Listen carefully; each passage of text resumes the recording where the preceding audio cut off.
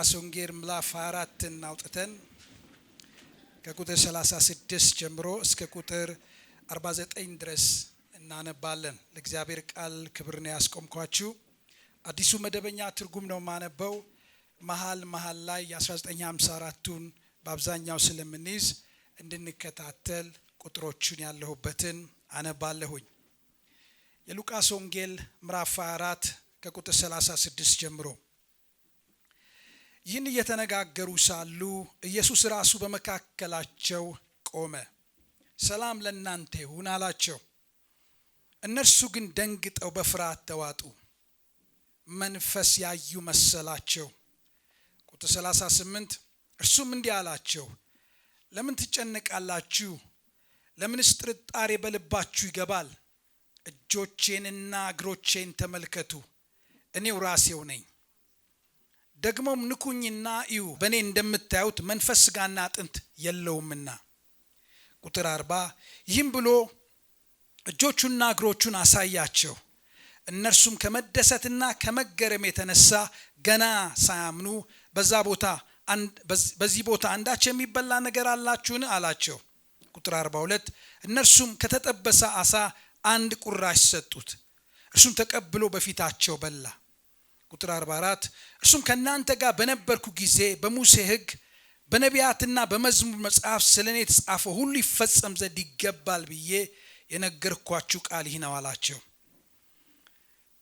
በዚህም ጊዜ ቁጥር 45 ቅዱሳት መጽሐፍትን እንዲያስተውሉ አእምሮአቸውን ከፈተላቸው። እንዲህ አላቸው፣ እንዲህ ተብሎ ተጽፏል፣ ክርስቶስ መከራ ይቀበላል፣ በሦስተኛው ቀን ከሙታን ይነሳል፣ ከኢየሩሳሌም ጀምሮ ለሕዝቦች ሁሉ ንስሐና የኃጢአት ስርየት በስሙ ይሰበካል። ቁጥር 48 እናንተም ለዚህ ምስክሮች ናችሁ። እኔም አባት የሰጠውን ተስፋ እልክላችኋለሁ። እናንተ ግን ከላይ ኃይል እስክትለብሱ ድረስ በኢየሩሳሌም ከተማ ቆዩ።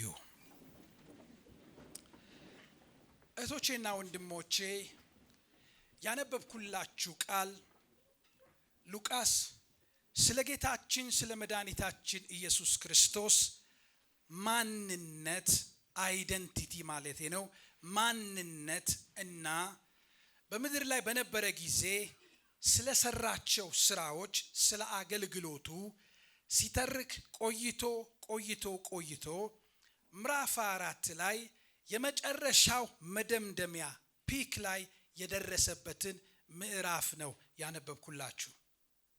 ወገኖቼ ዛሬ ሰዎች በምድር ላይ ስለ ጌታችን ስለ ኢየሱስ ክርስቶስ የተለያየ አመለካከት አላቸው፣ የተለያየ ዕውቀት አላቸው፣ የተለያየ መረዳት አላቸው።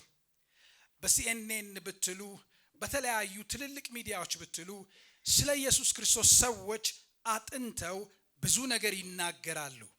ነገር ግን ጌታችን መድኃኒታችን ኢየሱስ ክርስቶስ ማን እንደሆነ አይደንቲቲው ማንነቱንና በምድር ላይ መጥቶ ስለሰራው ስላገለገለው አገልግሎት ማወቅ ከፈለገ አንድ ሰው በጣም ቀላል ነው። 4ቱን ወንጌላት በጥንቃቄ ማጥናት ብቻ ነው የሚጠበቅበት።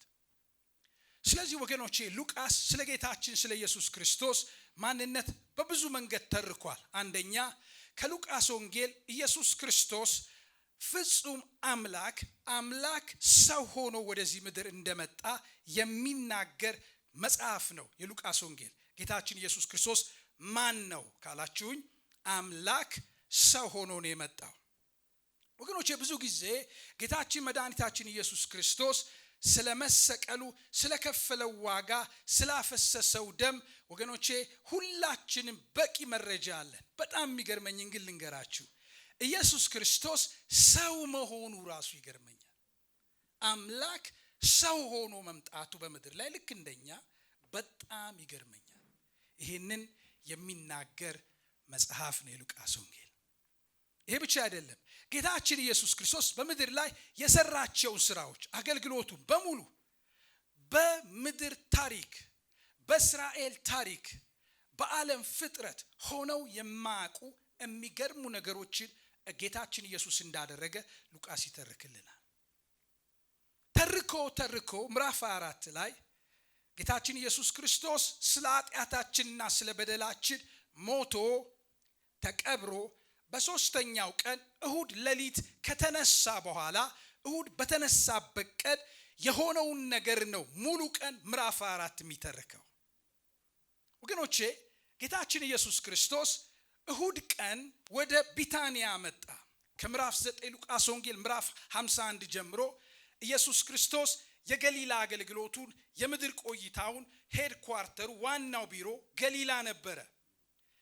ከዛ ነቅሎ ጌታ ከምዕራፍ 9 ቁጥር 51 በኋላ ወደ ኢየሩሳሌም ፊቱን አቅንቶ ለመሞት ለኃጢአታችን ቤዛ ለመሆን ምትክ ለመሆን ጉዞ ሲያደርግ ታያላችሁ። ከሉቃስ ወንጌል 9 በኋላ የምታዩት እሱን ነው። እና ኢየሩሳሌም የደረሰው እሁድ ቀን ነው። እሁድ ቀን ሲደርስ ቢታንያ እነ ማርታና ማርያም ተቀበሉት። ትልቅ ግብዣ ነበረ። ሰኞ ትዝ ይላችሁ እንደሆነ በሚሊዮን የሚቆጠር ሕዝብ ሆሳዕና በጌታ ስም የሚመጣው የተባረከ ነው ብለው በከፍተኛ አቀባበል ተቀበሉት። ማክሰኞ ለታ ወገኖቼ ሆይ ጌታችን ኢየሱስ ክርስቶስ ቤተ መቅደሱን ገብቶ በሙሉ አጠራው። ምክንያቱም የወንበዴዎች ዋሻ አድርገውት ነበረ እና በምን ስልጣን ይሄን የምታረገው ሁሉ ይሉት ነበረ። ቤተ መቅደሱን አጠራ። ሮብ ለታ ጌታችን ኢየሱስ ክርስቶስ ቤተ መቅደሱ ውስጥ ቀኑ ሙሉ ነው የዋለው እና ያ ቀን የሱ የደስታ ቀን ነው፣ የረፍት ቀን ነው። እግዚአብሔር የተደሰተበት ቀን ይመስለኛል እንደኔ። ለምን ቤተ መቅደሱ ጸርቶ ጌታ ሙሉ ቀን ደስ ብሎት መቅደስ ውስጥ የዋለበት ቀን ነው። ግን በዛም ቀን ቢሆን ትዝ ይላችሁ እንደሆነ ሊያሰናክሉት፣ ሊያዋርዱት፣ ሊያስይዙት፣ ሊያስገድሉት ክፉ ጥያቄ ጠይቁት ነበረ። ግብር ለቄሳር መክፈል ተፈቅዷል ወይስ ብለው ትዝ ይላችሁ እንደሆነ እና ያን ሁሉ ያሸነፈበት የረታበት ቀን ነው። ሐሙስ ለታ እንደምታስታውሱ ያረፈበት፣ ነገር ግን ምሽት በጣም ለብዙ ጊዜ ሲናፍቀው የነበረው የጌታ እራትን ለማድረግ የዝግጅት ቀን ነበረ። ጴጥሮስንና ዮሐንስን ልኳቸው ታስታውሱ እንደሆነ የጌታ እራትን እንዲያዘጋጁ ለብቻቸው ይሁዳ እንዳያውቅ፣ ምክንያቱም ተደብቆ ማድረግ ስለነበረባቸው የአይሁድ መሪዎች ማወቅ ስላልነበረባቸው ያን ዝግጅት ሲያደርግና ሌሊት ማታ ከ12 ሰዓት ጀምሮ እስከ ሚድናይት አልፎ አብረው እንዳሳለፉ ዮሐንስ ወንጌል ምዕራፍ 13 ምዕራፍ 14 ምዕራፍ 15 ምዕራፍ 16 ምዕራፍ 17 እንዳስተማረ በዛ ምሽት ትዝ ይላችኋል። ከዘመሩ በኋላ ወደ ጌቴሰማኒ እንዲሄዱ ሐሙስ ሌሊት ጌታ ኢየሱስ ክርስቶስ ልክ የፋሲካ በግ በሚያዝበት ጊዜ ለመታረድ እንደተያዘና በጠዋቱ ቶሎ ብሎ አጣድፈው በስድስት ፍርድ ውስጥ 6 ጊዜ ፍርድ ቤት ውስጥ ፍርድ ላይ አቅርበውት ቶሎ አጣድፈውት ልክ ከቀኑ 9 ሰዓት አካባቢ የፋሲካ በግ በሚታረድበት ሰዓት እንደተገደለ ታስታውሳላችሁ። በኋላ ተቀበረ። አርብ፣ ቅዳሜ፣ እሁድ ወገኖቼ ሌሊት የሆነውን ነገር ነው ሉቃስ የሚነግረን ምዕራፍ 4። እሁድ ለታ ጌታችን መድኃኒታችን ኢየሱስ ክርስቶስ ሞትን አሸንፎ፣ ኃጢአትን አሸንፎ፣ ሰይጣንን አሸንፎ፣ ዓለምን አሸንፎ ከሙታን መካከል ተነሳ። ክብር ለእግዚአብሔር ይሁን።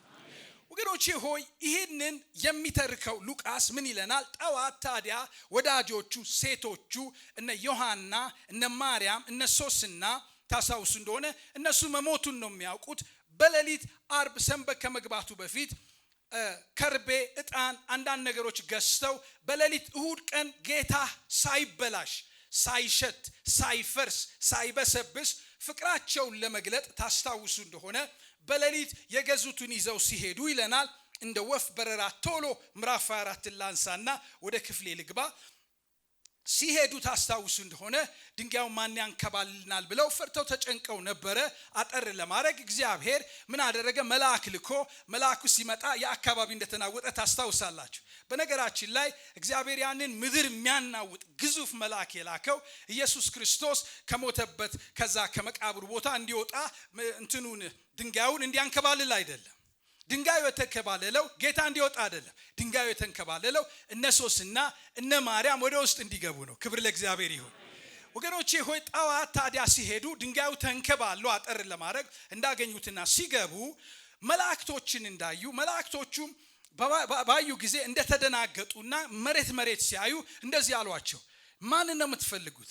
ለምንድን ነው እዚህ ያላችሁት? ሕያውን ከሙታን መካከል ከሙታን መንደር ከሚበሰብሱ መንደር ከደካሞች መንደር ለምን ትፈልጉታላችሁ? እሱ እኮ ተነስቷል አላቸው። ስሙ የተባረከ ይሁን። ወገኖቼ ሆይ ኢየሱስ ክርስቶስ መነሳቱ ለመጀመሪያ ጊዜ ቅዱሳን መላእክት ተናገሩ። ከዛ በኋላ እንደዚህ አሏቸው። ትዝ ይላችኋል ወይ ገሊላ ነግሯችኋል እኮ ምዕራፍ 9 ላይ አንስቶታል።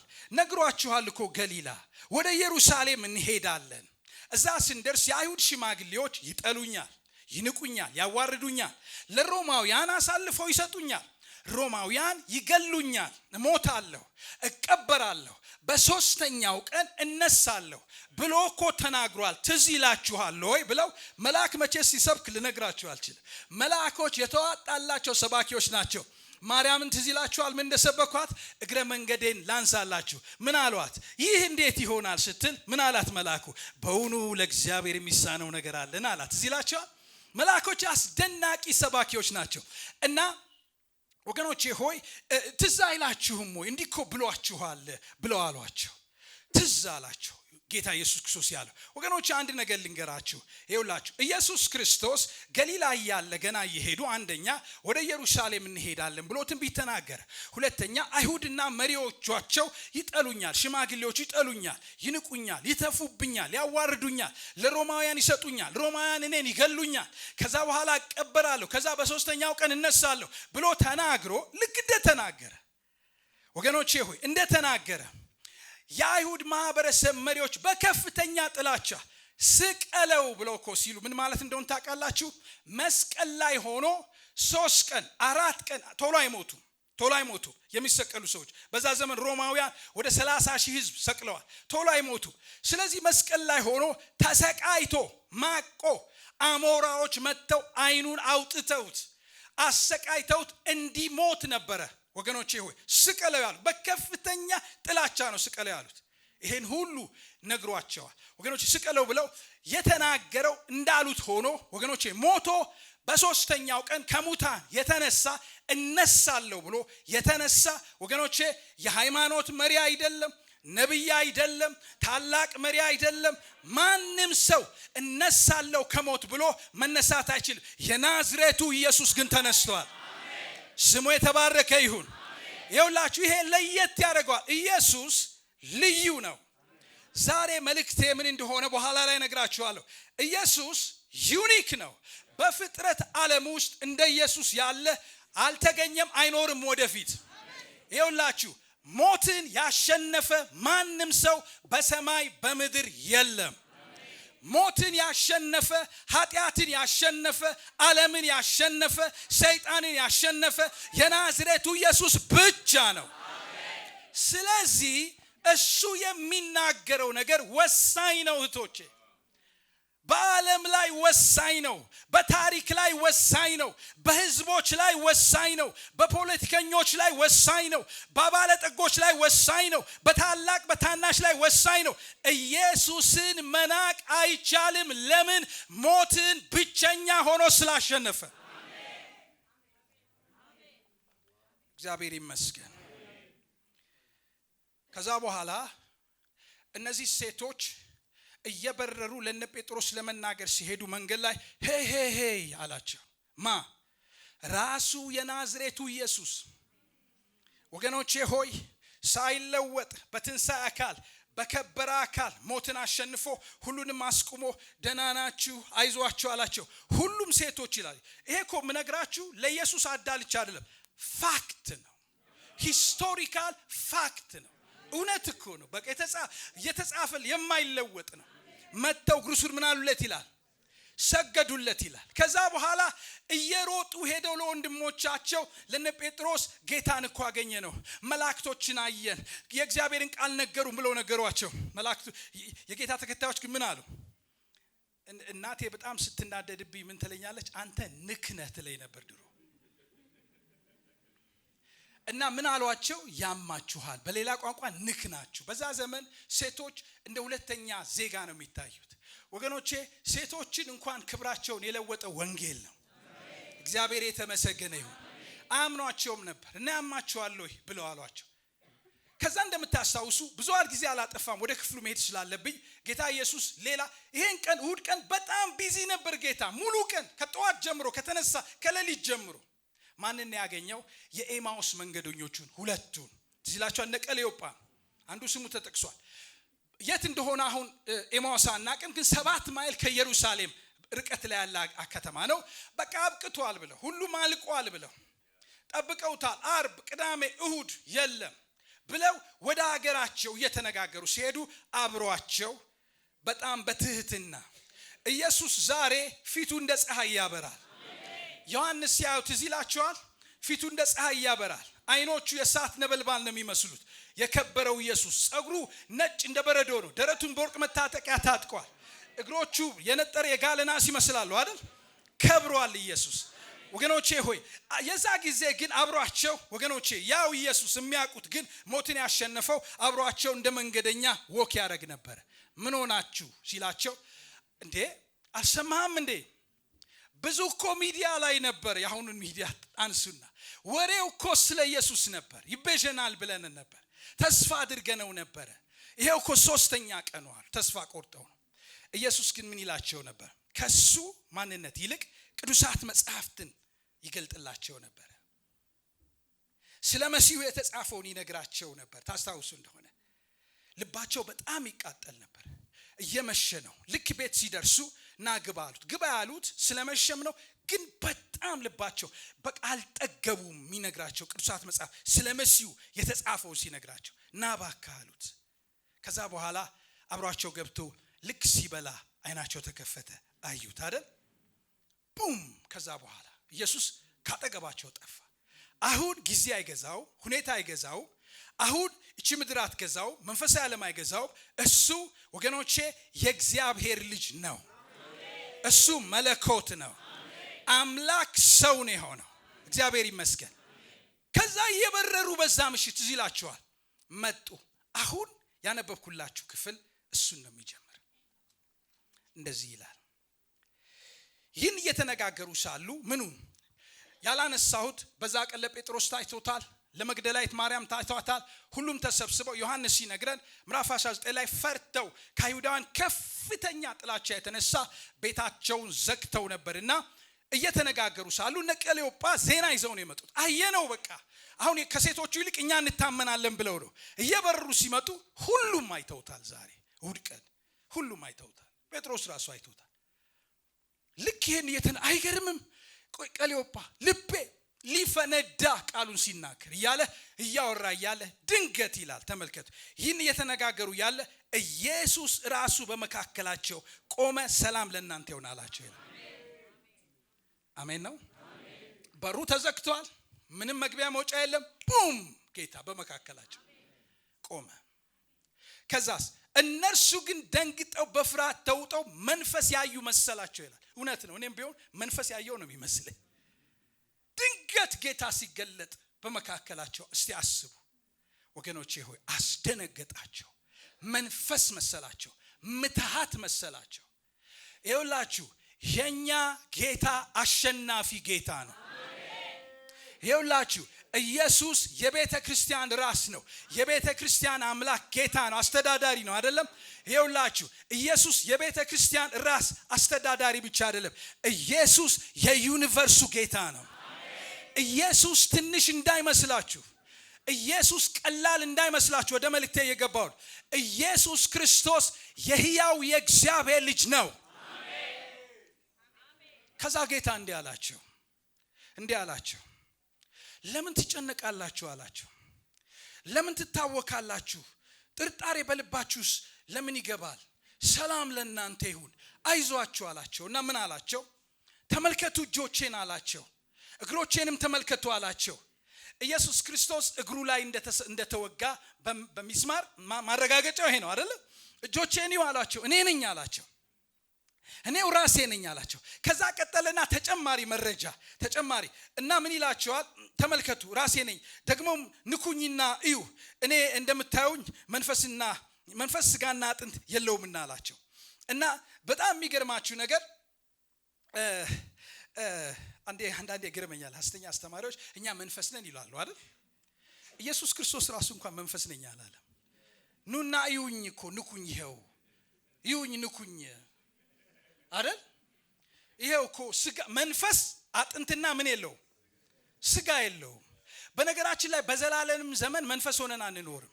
ይሁንም ምናብ ይሁንም መንፈስ አይደለንም። ታውቃላችሁ፣ ይህ የሚበሰብሰው የማይበሰብሰውን ይለብሳል። እኛ የከበረ አካል ይዘን ነው የምንኖረው። ይኸውላችሁ አካል አለ። ይሄን በጣም አይምሮአችን ዕውቀታችን ሁሉ ይሄን ዘመን ሁሉ እናስታውሳለን። ስንኖር አንደኛ ቆሮንቶስ ምዕራፍ 15 ማጥናት ይቻላል። በከበረ በትንሣኤ አካል ነው የምንኖረው። አካል አለ፣ እንበላለን፣ እንጠጣለን። እንዴት በሉኝ። ከዛ ኢየሱስ ተመልከቱ፣ የባሰ ማስረጃ ለመስጠት አንዳች የሚበላ ነገር አላችሁ እንዲህ አላቸው። መንፈስ እንዳልሆነ ለማሳየት ነው። አዎ የተጠበሰ ትንሽ ስናክ አሳ አለ አሉት። አምጡ አላቸው። አመጡ። ፊታቸው በላ ይላል። ለምንድን ነው ፊታቸው የሚበላው? ለምንድን ነው ፊታቸው? ምን አስፈለገ ወገኖቼ? ለማረጋገጥ ነው። ትንሣኤውን ሕያው መሆኑን፣ ስጋ የከበረ ስጋ አካል አጥንት እንዳለው ሰው መሆኑን ለማረጋገጥ ነው። ፊታቸው የበላው ሕያው መሆኑን ለማረጋገጥ ነው። አሜን ነው። ስለዚህ ወገኖቼ ሆይ ከዛ በኋላ ማረጋገጫ ሰጣቸው፣ ሕያውነቱን አሳያቸው። ክብር ለእግዚአብሔር ይሁን። ከዛ እንዲህ አላቸው፣ እህቶቼና ወንድሞቼ 40 ቀን ሙሉ ሉቃስ ሐዋርያት ሥራ ምዕራፍ 1 ላይ ይነግረናል። ከዚህ በኋላ ጌታ ከተነሳ በኋላ 40 ቀን ነው የቆየው። 40 ቀን ሙሉ ምን ሲያደርግ እንደነበር ታውቃላችሁ? ሁለት ነገር ነው ሲያደርግ የነበረው። አንደኛ በራሱ ጊዜ ነው የሚገለጠው ጌታ። ከዚህ በኋላ ሌላው ዓለም አያየው፣ ተከታዮቹ ብቻ ናቸው የሚያዩት። ከዚህ በኋላ 40 ቀን ሙሉ ከነሱ ጋር ሕያው መሆኑን ያሳያቸው ነበር። ሕያው መሆኑን። ሁለተኛ 40 ቀን ሙሉ ያስተምራቸው ነበር። እስቲ ያስተምራቸው ነበር በሉ። ባይብል ስተዲ ነበር የሚያስተምራቸው። ቅዱሳት መጽሐፍትን ነው። ቅዱሳት መጽሐፍት ስንል የትኞቹን ነው? 39ኙን የብሉይ ኪዳን። አዲስ ኪዳን በዛ ጊዜ አልነበረም፣ አልተጻፈም አይደል? በነገራችን ላይ 39ኙ መጽሐፍት የአይሁዳውያን መጽሐፍት አንድ ናቸው። ቅደም ተከተሉ ትክክል ይዛባል እንጂ አደራደሩ አሁን ካለን ጋር የነሱ ይዛባል እንጂ አንድ ናቸው። እነሱን ሲያስተምር ነው የከረመው 40 ቀን። በምን አኳያ ወገኖቼ? ትርጉማቸው መልእክታቸው ከምን ጋር እንደተያያዘ ሲያስጠናቸው ነው የከረመው። አሁን ተመልከቱ ምን እንደሚል ቁጥር 44 እርሱም ከናንተ ጋር በነበርኩ ጊዜ ምን ማለቱ ነው? አሁን ላርግ ነው ማለት ነው አይደል? ከናንተ ጋር በነበርኩ ጊዜ ማለት ሊሄድ ነው፣ አሁን ጨርሻለሁ ማለት ነው። ከናንተ ጋር በነበርኩ ጊዜ ቁጥር 44 ላይ አንደኛ በሙሴ ሕግ፣ ሁለተኛ በነቢያትና በመዝሙራት መጽሐፍ ስለኔ የተጻፈ ሁሉ ይፈጸም ዘንድ ይገባል ብዬ ነገርኳችሁ ቃል ነው አላቸው። ተመልከቱ የሙሴ ሕግ ማለት 5ቱ የሙሴ መጽሐፍት አይደል? ዘፍጥረት፣ ዘዳግም ይቀጥላል አይደል? ከዛ ቀጥሎ ነቢያት እነማን ናቸው? ሜጀር የሚባሉት እስከ ዳንኤል እስከ ሆሴ ድረስ ያሉት። ከዛ በኋላ ማይነር የሚባሉት ከሆሴ እስከ ሚልኪያስ ያሉት መጽሐፍት የነቢያት መጽሐፍት። እነዚህ ሁሉ ስለማን ነው የሚያወሩት? ስለ መሲሁ፣ ስለ ክርስቶስ፣ ስለሚመጣው አዳኝ ነው የሚናገሩት። ቀጥሎ ደግሞ ምን ይላል? መዝሙር ይላል አይደል? ራይቲንግ ሲሏቸዋል። ጌታ ለምን መዝሙር ብሎ እዚህ እንደጠቀሰ አንዳንዶች ሲናገሩ በመዝሙር መጽሐፍ በጣም ብዙ ስለሱ ስለተነገረ ነው። በእነሱ የተጻፉት ማለት 39ኙ የአዲስ የብሉይ ኪዳን መጽሐፍት ማለት በእነሱ የተጻፉት ምን ሁሉ ይፈጸም ዘንድ ይገባል ብዬ ነገርኳችሁ ቃል ነው አላቸው። ወገኖቼ ለምንድን ነው ቅዱሳት መጽሐፍት የጻፉት? በዋነኝነት ታሪክ ለምንድን ነው የተጀመረው? ታሪክ የማን ነው? የታሪክ መጨረሻ ማን ነው? ዓለም ወዴት ነው የምትገሰግሰው? ማብቂያ ወዴት ነው? እንዴት ነው ዓለምን የምናየው? እንዴት ነው ቤተክርስቲያንን የምናየው? እንዴት ነው ቅዱሳት መጽሐፍትን የምናየው? ምን ተረጉመው መጪውን ዘመንም እንዴት ነው የምንመለከተው? እህቶቼና ወንድሞቼ ይኸውላችሁ ዘመን ሁሉ ታሪክ ሁሉ ቅዱሳት መጽሐፍት ሁሉ ስለማን እንደሚናገር ልንገራችሁ። ስለ ናዝሬቱ ስለ ኢየሱስ ይናገራል። ስሙ የተባረከ ይሁን። በጣም ይገርመኛል። የነገርኩስ መስት ነው መፈጸም አለባቸው ብዬ የነገርኳችሁን አስታውሱ አላቸው። ምንድናቸው ለመሆኑ? ትንሽ ቶሎ ላንሳ ጊዜ ለመጠቀም። ይኸውላችሁ ጌታ ኢየሱስ ክርስቶስን ሲሰቅሉት የሮም ወታደሮች ባለሙያዎች ናቸው፣ ፕሮፌሽናል ናቸው። ምንም ከጌታ ጋር ቀጥታ ግንኙነት የላቸውም። ጨካኞች፣ ክፎች፣ በራሳቸው የሚተማመኑ በጣም ትሬድ ሰው መግደል የሚያውቁ መስቀል የሚያውቁ ናቸው። ይዘው ሲመጡ ሲሰቅሉት አዋርደውታል፣ ተፍተውበታል፣ በሸንበቆ እየመቱ ትንቢት ተናገር ብለውታል። ግን ከሰቀሉት በኋላ ልብሱን አዩና እነሱ ምንም አያውቁም፣ ተከፋፈሉት። እጀ ጠባቡን እንደ ቀሚስ ስለሆነ ሙሉ ስለሆነ እጀ ጠባቡን ደሞ አዩና አይ ይሄ በጣም ያምራል፣ ይሄን ቆርጠን ከምንከፋፈለው ዕጣ እንጣጣል ተባባሉ አይደል? ዕጣ ተጣጣሉና ማደረሰው አንደኛው ደረሰው። ስም ልጠቅስ ነበር ይሰውክ ደረሰው። እኔ ደረሰኝ ብለው ሄዱ። ወገኖቼ ግን ይሄን ሁሉ ሲያደርጉ የሚያደርጉት እነሱ ከ700 ዓመት በፊት ወገኖቼ ሆይ ኢሳይያስ ተናግሯል። ከ1000 ዓመት በፊት ዳዊት በመዝሙር 22 ምን ብሎ ተናግሯል? ልብሴን ዕጣ ተጣጣሉበት፣ ዕጣ ተከፋፈሉት፣ እጀ ጠባቤ ምን አሉ? ተጣጣሉበት ዕጣ። የማንን ቃል ነው የሚፈጽሙት? የእግዚአብሔርን ቃል ነው የሚፈጽሙት። ቅዱሳት መጽሐፍትን ነው የሚፈጽሙት። እግዚአብሔር ፍጹም ሶቨሪን አምላክ ነው፣ ሉዓላዊ አምላክ ነው። ምን ማለት ነው? እያንዳንዷን ነገር መጥኖ እያንዳንዷን ነገር ዛሬ በህይወታችን በቤተክርስቲያን በመድራችን ወገኖች የእግዚአብሔር ዓለም ተዘበራርቃበት ብትንትን ብላ እየሰበሰበ እንዳይመስላችሁ። እያንዳንዷን ነገር በስርዓት የሚመራ የዘላለም አምላክ ስሙ ይባረክ። አይገርማችሁም? እቺ ተጽፋለች። እቺ ይሁን የሚጣጣሉት። ሌላ አንድ ልጨምርላችሁ። መሞቱን ቼክ ማድረግ ፈለገ ጲላጦስ ለዮሴፍ ከመስጠቱ በፊት።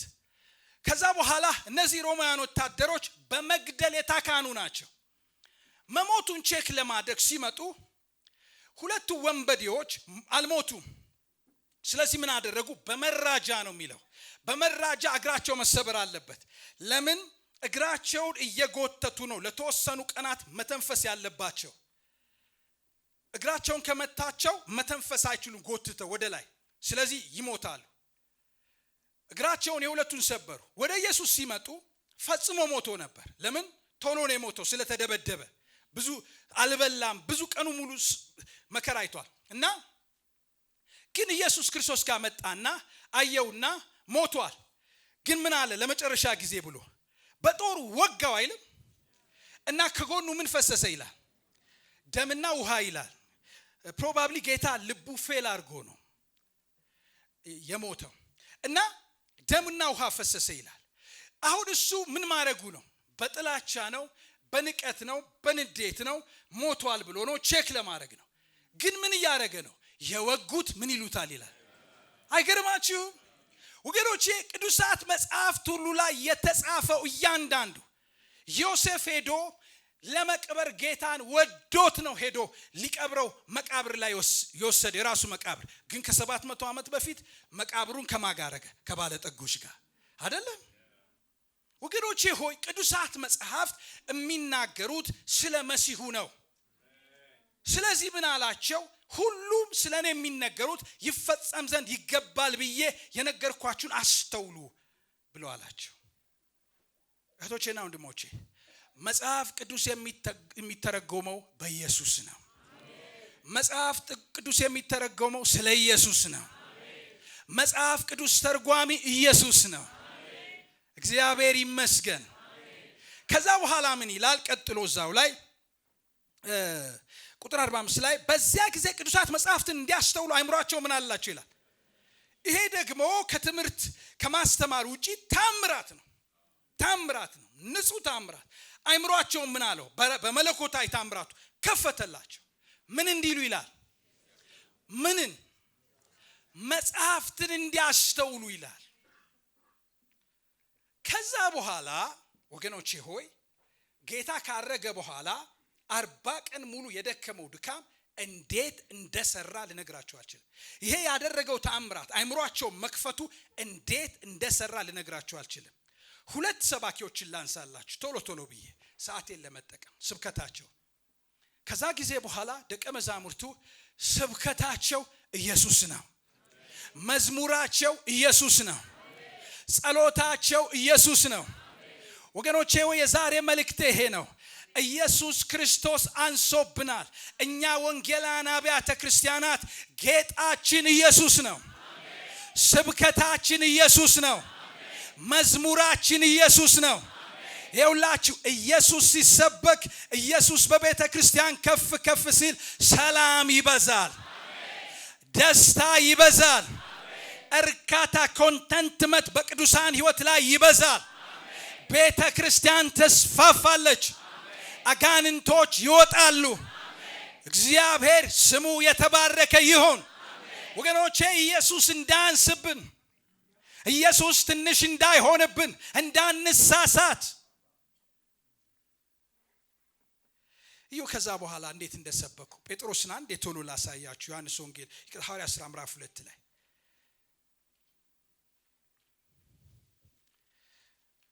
አጠራ አርኬ ሐዋርያት ሥራ ምዕራፍ 2 ላይ መንፈስ ቅዱስ ወረደ ትዝ ይላችኋል ከዛ በኋላ ጉሽ ሰክረው ነው እግዚአብሔር ሲሰራ ማህበረሰብ ለሁለት ይከፈላል ምንም ይሄን መጠበቅ አለ ለሁለት ይከፈላል አንዱ የጌታ ነው አንዱ ተቃዋሚ ነው አይደለም ከዛ በኋላ ጴጥሮስ አይ እኛ አልሰከርንም አልጠጣንም ከጧቱ 3 ሰዓት ነው ብሎ መልስ ለመመለስ ነው የቆመው ከዛ ስብከት ጀመረ አንድ የስብከቱን እናጥና ምን ያህል እንደገባቸው ይውላችሁ የቤተ ክርስቲያን መሳካት የቤተ ክርስቲያን መስፋፋት የቤተ ክርስቲያን ወደ ቱርክ ከዛ ወደ ኢሮፕ ሄዳ በመጀመሪያም በሁለተኛው ወንጌል ኢየሩሳሌምን በትምርቷ መሙላት ምክንያቱ የናዝሬቱ ኢየሱስ ብቻ ነው ይሁ ተመልከቱ ኖ ጠጥተን አይደለም ሰክረን አይደለም ብሎ ከነብዩ ከኢዩኤል መጽሐፍ ምዕራፍ 1ን ብትመለከቱ እንዴት ቅዱሳን ይሁዳን እንኳን ሲተኩ የጠቀሰው ቃል ከአይምሮ የበላይ ነው እንዴት ቅዱሳት መጽሐፍትን እንደተረዱ ልነግራችሁ አልችል እንዴት ታማኝ እንደሆኑ ወጣቶች እዚህ ያላችሁ 90% ወጣቶች ናችሁ የቤተ ክርስቲያን ትልቅ በረከት ተስፋዎች አንድ ነገር ልንገራችሁ ለእግዚአብሔር ቃል ታማኝ ሁኑ ለእግዚአብሔር ቃል ባላደራ ታማኝ ሁኑ ወገኖቼ አሸናፊው የእግዚአብሔር ቃል በመንፈስ ቅዱስ ሲሰበክ ምድር ወገኖቼ ሪስፖንድ ታደርጋለች የሚያሸንፈው ኢየሱስ ነው ይውላችሁ ሲመልስላቸው እንዲህ አለ ሰክረን አይደለም ብሎ ቁጥር 17 ላይ እግዚአብሔር እንዲህ ይላል ከኢዩኤል የጠቀሰው በመጨረሻው ዘመን ብሎ የመጨረሻውን ዘመን ከኢየሱስ መምጣት ጀምሮ አንስቶ እስከሚመጣው ጌታ ዳግም ምጽአት ድረስ ነው የሰበከው ይሁ ምን እንደሚል በመጨረሻው ቀን መንፈሴን በስጋ ለባሽ ሁሉ ያፈሳለሁ ወንዶችና ሴቶች ልጆቻችሁ ትንቢት ይናገራሉ ጎልማሶቻችሁ ራእይን ያያሉ ሽማግሌዎቻችሁ ሕልም ያልማሉ በዛ ጊዜ በወንዶችና በሴቶች አገልጋይ ላይ ከመንፈስ ያፈሳለሁ እነሱም ትንቢት ይናገራሉ አሁን የምትመለከቱት መንፈስ ቅዱስ ወርዶ ነው እግዚአብሔር ስለተናገረ በመጨረሻው ዘመን እንዲያደርጋለሁ ብሎ ስላለ ነው ብሎ መልስ ሰጠ ቀጠለ ይሄ ብቻ አይደለም መጪውን ዘመን እኛ እንኳን ያለንበትን ዘመን ሲናገር በላይ በሰማይ ድንቅ ነገሮችን አሳያለሁ በታች በምድር ምልክቶች ሰጣለሁ ደምና እሳት የጢስ ጭጋግ ይሆናል ቁጥራ ታላቁና ክቡር የሆነው የጌታ ቀን ከመምጣቱ በፊት ይሄ የጌታ ቀን የሚለው የፍርድ ቀን ኢየሱስ በክብር የሚመለስበትን ቀን ነው ይው ከዛ ጊዜ ጀምሮ እስከ ኢየሱስ ምጽአት ድረስ ነው ያነሳው ጴጥሮስ እና ከዛ ምን ይላል የጌታ ምጽአት ሲያነሳ ታላቅና ክቡር የሆነ ጌታ ቀን ከመምጣቱ በፊት ፀሐይ ወደ ጨለማ ትቀየራለች ጨረቃም ወደ ደም ምን ይላል ይለወጣሉ ይሄ እኮ የምን ነው የመጨረሻው ዘመን ከዛ ጅሮ የመጨረሻው እስከ መጨረሻው በዚህ ሁሉ ታሪክ ውስጥ ሁሉ ግን አንድ ቬሪ ኢምፖርታንት ነገር አላላችሁ ምንድነው እሱ የጌታን ስም የሚጠራ ሁሉ ይድናል ሃሌሉያ ኢየሱስ ጌታ ነው ኢየሱስ ንጉስ ነው ኢየሱስ የእግዚአብሔር ልጅ ነው ስሙ የተባረከ ይሁን ይውላችሁ በዚህ ዘመን የሚድነው የጌታን ስም የሚጠራ ነው የኢየሱስ ስም ያድናል ከአጋንንቶች ያድናል። ወገኖቼ ሆይ ከመከራ ያድናል። አይገርምም? ድንቅ እኮ ነው ኢየሱስ። ኢየሱስ እኮ አዳኝ ነው። ስሙ የተባረከ ይሁን። በጣም እኮ ለብዙ ዘመን የጨለማ ኃይላት በብሉይ ኪዳንም ሂዱና ተመልከቱ። ተደብቀው ተሰውረው እንደ ብርሃን መልአክ ነው መስራት። በጣም ስበክ ይለኛል። ለምን እንደሆነ አላውቅም። እግዚአብሔር ይመስገን። ተደብቀው ተሰውረው በየምኩራቡ ተደብቀው ነበር የሚኖሩት። መታየት አይፈልጉም፣ መታወቅ አይፈልጉም፣ መገለጥ አይፈልጉም። አሁንም እንደዛ ናቸው። በነገራችን ላይ ግን ኢየሱስ ክርስቶስ በስጋ መጥቶ በምኩራቦች ማስተማር ሲጀምር ከያሉበት ሳይፈልጉ በግድ በቅድስናው ጉልበት በመገኘቱ በማንነቱ ከተደበቁበት ቦታ ውፈይ ልታጠፋን መጣህ እንዴ? ማን እንደሆንክ እናውቃለን። አንተ ቅዱስ ነህ፣ አንተ የእግዚአብሔር ልጅ ነህ አሉት። በጣም ይደንቀኛል። አጋንንቶች ይበልጣሉ ከሰዎች በመረዳት በዶክትሪን በአስተምሮ በደንብ ነው የሚያውቁት ማን እንደሆነ፣ የእግዚአብሔር ልጅ እንደሆነ። ወገኖቼ ኢየሱስ ያድናል። ኢየሱስ የእግዚአብሔር ልጅ ነው።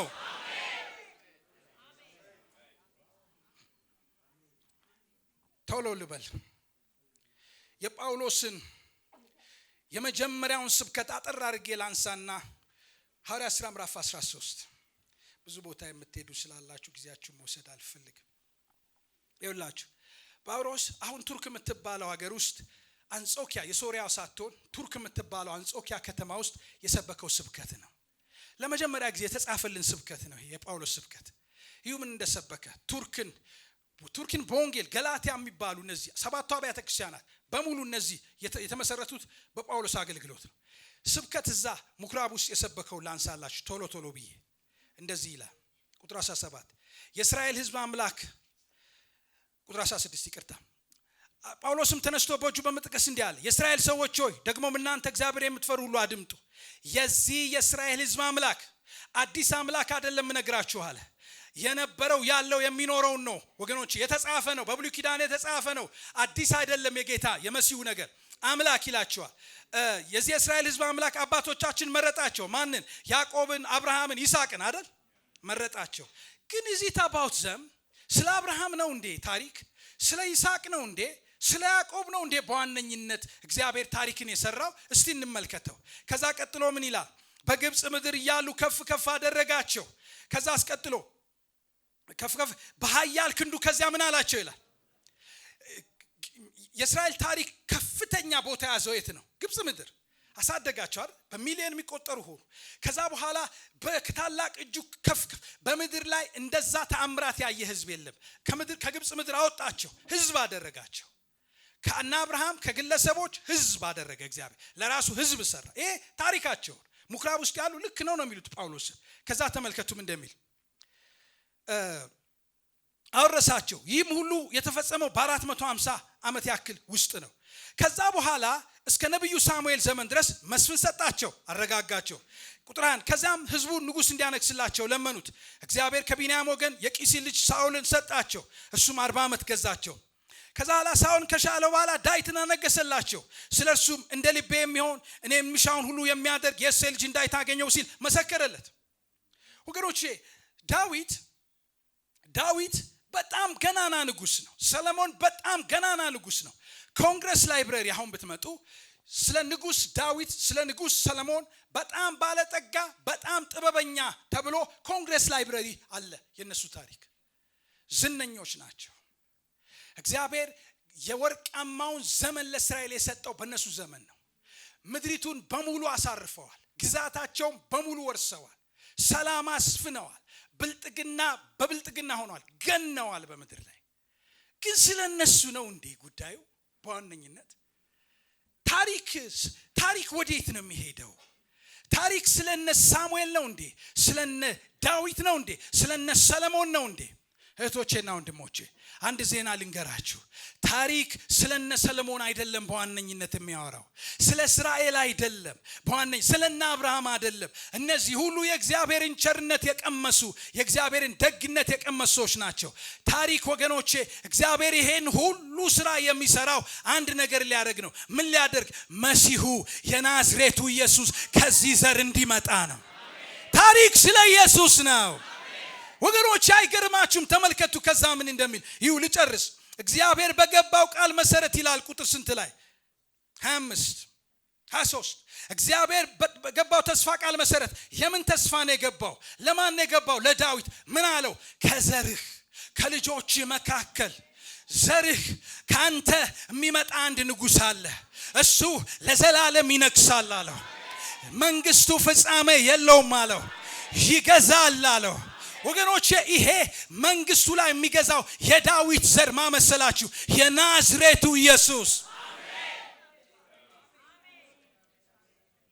ተመልከቱ ከዛ ከገባው መሰረት ከዚህ ሰው ዘር አዳኝ የሆነውን ኢየሱስን ለእስራኤል አመጣ አላቸው።